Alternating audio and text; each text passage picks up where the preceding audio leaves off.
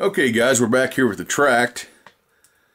This is the Tract Torics. The long range has a long range reticle in it. The Tract is a really cool scope. Now, I do sell Athlons and I do sell Valdadas. I have a Tract because I wanted to see if this guy was all the hype.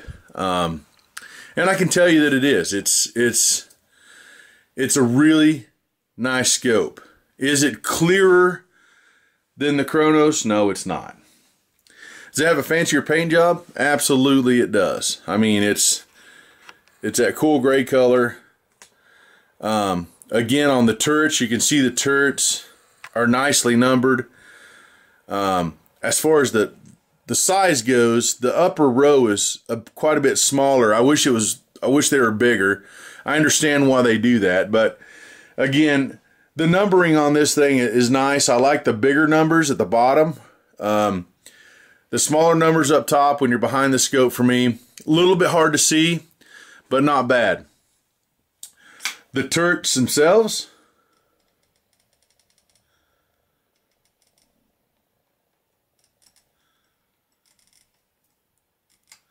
as you can see there,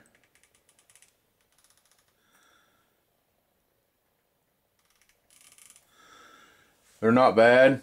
They're not near as loud as the Athlon. One thing I find with this guy is when you pull these up like this, and you can see how tall they are, if you're slamming in and out of barricades, that's not necessarily a good thing. You have to be very cautious about not slamming this on a barricade, or if you're shooting something like the mouse trap or something like that. These turrets in this position might get you in trouble. And also, I don't know how rigid this is to be beaten on if you did accidentally slam it against something. But again, it's one of those things you're going to deal with if you buy a Tract. Now, I like that they done this. I mean, I think the Tract is the Arkin's big brother. And I say that because of the turret design and the way the scope looks. I mean, it reminds me a lot of the Arkin. It's not the Arkin, but boy, I tell you what, if the Arkin made a scope similar to this, shoo-wee, it'd be pretty sweet. That's kind of how I view the Tract. I say the Tract is the Arkin's big brother, just because of how it looks. Now, obviously, it's not. I mean, this has German shot glass. This is the HD long range reticle. It's 4.5 to 30. It's got all the Tract stuff on there with the throw lever, the lens cap covers. They're really cool. This is just overall, it's a cool scope. Again, I'll say this again, I've said in my past videos, so every time I have this at the range that I belong to in a club, if there's people there shooting, they're asking me about this scope. Is that a Tract? Blah, blah, blah. Can I look through it? Yes, you can. And they end up liking it. I haven't had all these scopes out together at the range at the same time yet. That's going to happen most typically when we have them out, it's at a match. So, and a lot of guys are concentrating their own stuff at a match, typically. As far as clarity goes, this guy was very nice, clarity-wise, at the 1,000-yard mark with all that mirage. It and the Cronos are identical. I mean, I couldn't tell any difference in the two as far as cutting through the mirage and any difference in the glass, color-wise, anything like that. So you hear stories about German glass having a little deeper color, blah, blah, blah, this and that. Yeah, that's true somewhat, unless you're in the high-dollar Japanese glass, and I'm not sure where this falls at as far as money-wise on the glass. I'm not a glass expert. I can just tell you what I see through the scopes. Now, one thing about this reticle in this guy is it goes to 100 MOA of holdover in that reticle. That's not even usable. I mean, I can get it to where I can see the 60 MOAs of holdover, in the reticle, and you can go online and look at their HD reticle. I'm sorry, their long range reticle, the Tract long range reticle, and you can see that reticle is just stretched out all the way to the bottom. It's cool, but it's not usable.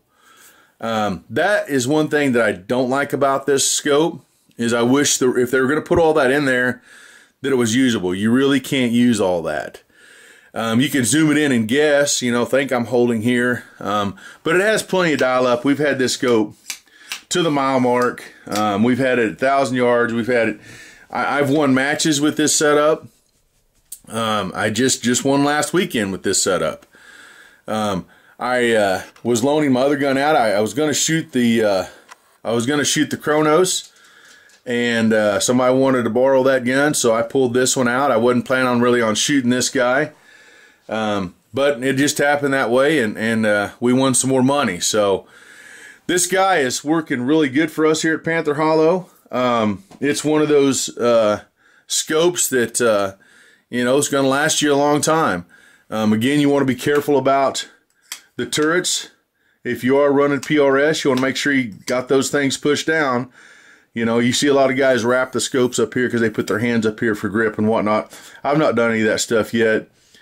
I'm just concerned about banging this on a barricade. That's probably why I'll run something with a lower turret set and keep this set up for our matches.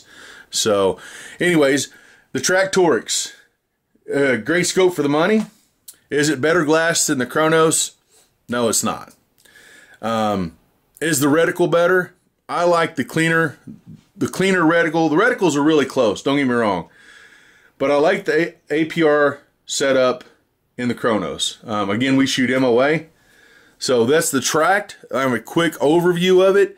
I had some footage of this guy through the scope again, and it just doesn't do it justice. Seeing is believing. If you can get a chance, if you know somebody that you're interested in a Tract, you really need to look through one. Seeing is believing. I'll say that over and over because it's absolute fact. The camera filming through the scopes does not do them justice. So the Tract, it's a winner for us, and I'm sure it'll be a winner for you. So we're going to move on next to the Valdada. Stand by.